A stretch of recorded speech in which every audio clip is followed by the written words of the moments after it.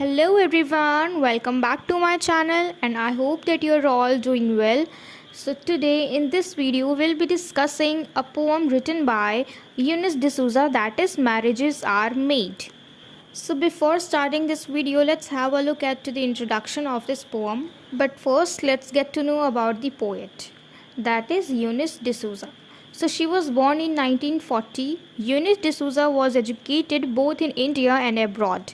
And by the time she retired from St. Xavier's College, Mumbai, Eunice D'Souza had firmly established her identity as a teacher, thinker and writer. तो इन्होंने देखो, इनका जन्म हुआ था 1940 में, 1940 में, ठीक है। और इन्होंने अपनी एजुकेशन दोनों जगह से की, अब्रॉड से भी की और इंडिया से भी की, यानी इंडिया से बाहर भी की, दूसरे देशों से और इंडिया से भी की, ठीक है। उसके बाद कुछ टाइम बाद इन्होंने रिटायर किया, कहाँ से, एसटी जेवियर्स कॉलेज से। और इन्होंने अपनी पहचान किस किस तरीके से बनाए कि पहले वो टीचर रही, फिर थिंकर भी रही and then she was a writer. मतलब वो टीचिंग भी करती हैं, थिंकिंग भी करती हैं, ठीक है। डीप थिंकिंग हम कह सकते हैं, एक थिंक टैंकर का जो काम होता है ना, अच्छे विचार रखना, ठीक है, एंड राइटिंग, तो वो ये तीनों काम करती थी। One of the key issues that find a constant voice throughout her writings is the plight of Indian women in various contexts. In the present poem prescribed for your course, we see that the protagonist Elena is to be married. The marriage, however, is not happy occasion for her, but rather it is the time for her to be subjected to numerous humiliations to prove herself worthy of being married. Interestingly, the protagonist of the poem, Elena, belongs to the Gaon Catholic Society, the social background to which the writer Eunice D'Souza herself belonged.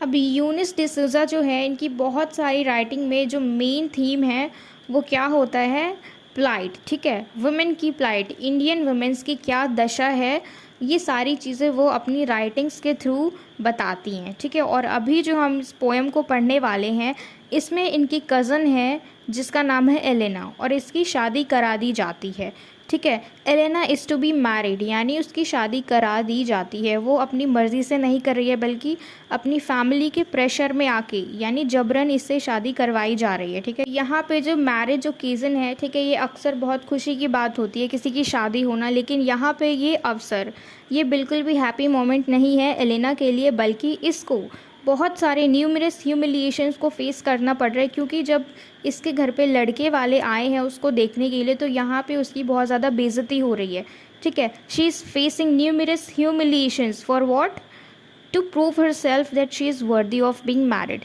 किस लिए उसको इन humiliation का सामना करना पड़ रहा है, ताकि ये उन सब को प्रूव कर सके कि हाँ वो शादी करने के लायक है, ठीक है। और किस तरीके से इसकी बेइज्जती की जा रही है, ह्यूमिलिएटेड किया जा रहा है इसको, किस तरीके से, वो हम पोएम में जानेंगे जब हम लाइन बाय लाइन समझेंगे, ठीक है। तो यहाँ पे जो हमारे प्रोटैगनिस्ट है कौन, हमारे पोएट की कज़न, ठीक है, यानी एलेना। यहाँ पे वो प्रोटैगनिस्ट है इस पूरे पोएम की, जिसकी शादी जबरन कराई जा रही है। और यूनिस डिसूज़ा जो है वो भी एक क्रिश्चियन है, इसलिए जो इनकी ये कज़न है वो भी कैथोलिक सोसाइटी से बिलोंग करती है, यानी ये भी क्रिश्चियन ही हैं। तो इस पोएम को हम शुरू करें उससे पहले जो बेसिक चीज़ हमें मालूम होनी चाहिए कि इसमें सेंट्रल आइडिया क्या है, वो है जेंडर। और इसमें हम पढ़ेंगे कि जब पुराने टाइम में शादी की जाती थी तो उस वक्त लड़कियों को कितनी ज़्यादा मुश्किलों का सामना करना पड़ता होगा, ठीक है। कितना सामना करना पड़ता था मुश्किलों का, लड़की को भी, और अगर उसके परिवार वाले, जो लड़की के परिवार वाले हैं उसको भी। क्यों?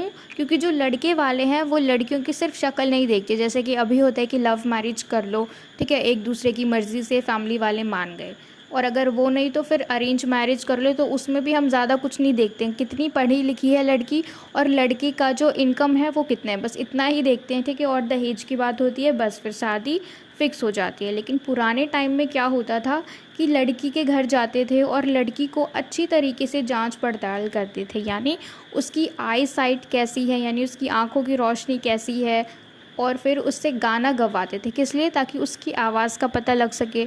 और उसकी नज़रों के आगे उंगलियां रख के पूछते थे कि बताओ ये कितनी उंगलियां हैं, यानी उसकी आंखों की रोशनी चेक करते थे। फिर उससे पूछते थे कि क्या उसको खाना बनाना आता है। फिर उसके बाद उसकी हाइट को देखा जाता था कि लड़की लंबी है या उसकी हाइट छोटी है, ठीक है। और फिर उसके कलर पे बात आ जाती थी कि लड़की गोरी है या काली है, ठीक है, और पढ़ी लिखी है या अनपढ़ है। उसके बाद वो जांच करते थे कि जो लड़की है उसके घर वालों में कोई बीमारी तो नहीं है। चलो मान लो लड़की से शादी करेंगे तो लड़की परफेक्ट होनी चाहिए, है ना। लेकिन वो क्या करते थे, लड़की के अलावा जो घर वाले थे, जो उसके फादर थे, ग्रैंड फादर थे, तो उन सब में कोई बीमारी तो नहीं है, और अगर कुछ भी खामी निकल जाए तो फिर इनकी शादी कैंसिल करा दी जाती थी। तो वही मैटर आज हम इस पोएम में जानेंगे। तो ये थोड़ा सा बेसिक हमें जानना था हमारी खुद की अंडरस्टैंडिंग के लिए कि बैकग्राउंड क्या है। तो अब हम चलते हैं, हमारी इस पोएम को स्टार्ट करते हैं line by line. My cousin Elena is to be married, कि मेरी जो कज़न है उसकी शादी कराई जा रही है। The formalities have been completed, और जो भी फॉर्मेलिटीज़ थी शादी होने से पहले वो सब कंप्लीट हो चुकी हैं। Her family history examined for TB and madness, उसकी पूरी फैमिली को, जो भी उसकी फैमिली में मेंबर है, और जो भी हिस्ट्री का मतलब है यहाँ पे उसकी फैमिली में जो भी बड़े बुजुर्ग हैं ना, उसके पापा के बाद उसके दादा, तो इस तरीके से जो भी फैमिली में मेंबर्स हैं उन सबको एग्जामिन कर लिया गया है कि कहीं उसकी फैमिली में टीबी तो नहीं है, किसी को ट्यूबरक्लोसिस तो नहीं है, जो कि एक लंग्स की प्रॉब्लम होती है जिसमें खांसी बहुत ज़्यादा आती है, ठीक है, और खांसने की वजह से लंग्स जो है वो बहुत ही अफेक्टेड होता है।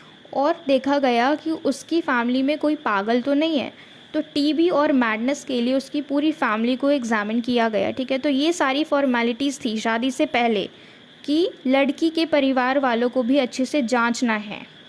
And her father declared solvent, और उसके पिता, जो लड़की के पिता हैं, एलेना के जो फादर हैं, वो डिक्लेयर कर दिए गए हैं कि वो सॉल्वेंट है, यानी एक तरीके से हम कह सकते हैं फाइनेंशियली स्ट्रॉन्ग है, अच्छा खर्च कर सकते हैं, शादी में दहेज भी दे सकते हैं। हर आइज़ एग्जामिन्ड फॉर स्क्विंट्स, तो अभी जो हमने पढ़ा ना कि जो भी फॉर्मेलिटीज़ थी वो कंप्लीट हो गई हैं, तो इस पोएम में हम वो सारी फॉर्मेलिटीज़ देखेंगे। पहला क्या था कि उसकी फैमिली हिस्ट्री को एग्जामिन कर लिया गया है कि उनको कोई बीमारी तो नहीं थी। उसके बाद उसके फादर को भी उन्होंने खुद से ही डिक्लेयर कर दिया कि उसके फादर सॉल्वेंट हैं, यानी उसकी शादी में अच्छे से पैसा खर्च कर सकते हैं, दहेज वगैरह सब कुछ मैनेज कर सकते हैं। उसके बाद उसके आइज़ को भी देखा, उसके आइज़, उसकी आँखों को भी जांचा कि कहीं उसको स्क्विंट्स तो नहीं है। स्क्विंट्स का मतलब होता है कि जब हमारी आँखें जो होती है वो दोनों अलग अलग डायरेक्शन में देखे। नॉर्मली जो हम इंसान होते हैं वो एक जगह पे ही हमारी दोनों आँखें होती हैं, ठीक है, नॉर्मली। लेकिन जिसको ये स्क्विंट्स की बीमारी होती है उनकी दोनों आँखें अलग अलग डायरेक्शन में देखती हैं। हर टीथ फॉर कैविटीज़, और उसकी दांतों को भी चेक किया गया कि कहीं उसमें कैविटी तो नहीं है, कहीं उसमें कीड़े तो नहीं लगे हुए हैं।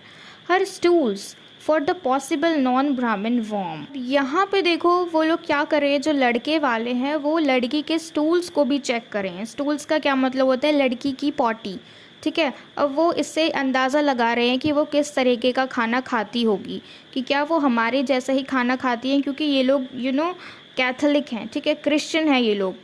तो इसलिए ये लोग उसके स्टूल्स को चेक करके ये पता लगाना चाह रहे हैं कि कहीं वो झूठ तो नहीं बोल रहे हैं, कि क्या वो सच में हमारे जैसा ही खाना खाते हैं। तो ये सब कुछ वो लोग फॉर्मेलिटीज़ यहाँ पे कर रहे हैं, ठीक है। आगे देखते हैं हम। She is not quite tall enough, अब वो लोग क्या बोल रहे हैं एलेना के लिए कि ये ज़्यादा लंबी नहीं है, यानी इसकी हाइट ठीक नहीं है, छोटी है।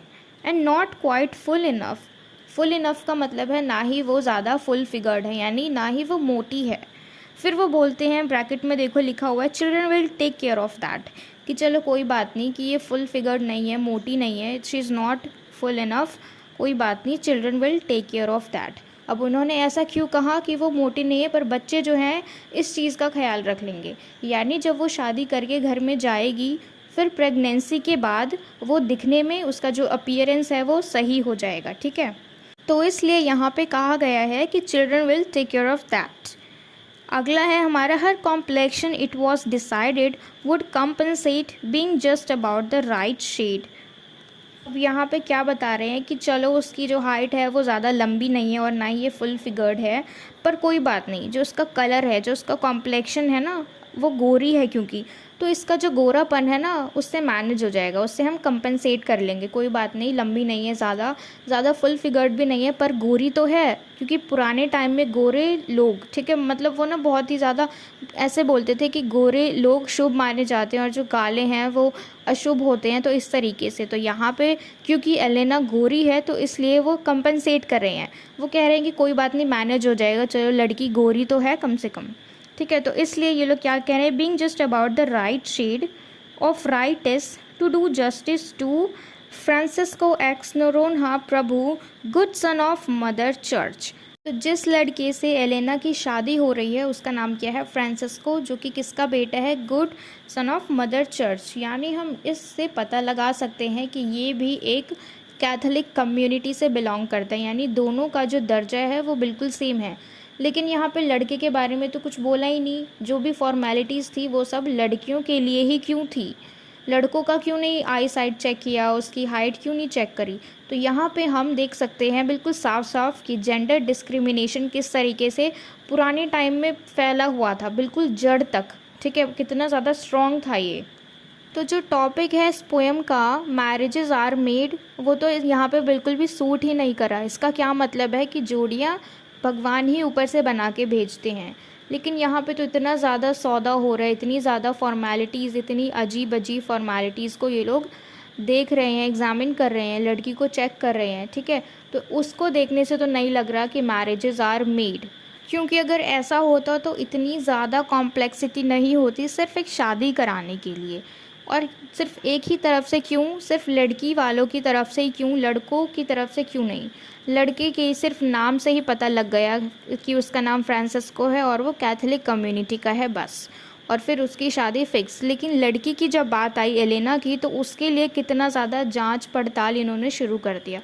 तो यहाँ पे हम देख सकते हैं कि कैसे उस वक्त में जो डिस्क्रिमिनेशन है, जेंडर डिस्क्रिमिनेशन, वो कितना ज़्यादा फैला हुआ था। So that's all for today's video, and I hope that you've liked this video, and if so then please let me know in the comment box if you really understood this video, and share it with your friends as well so that they can get help from it. And yes, don't forget to subscribe my channel. Until we meet in the next video, keep learning.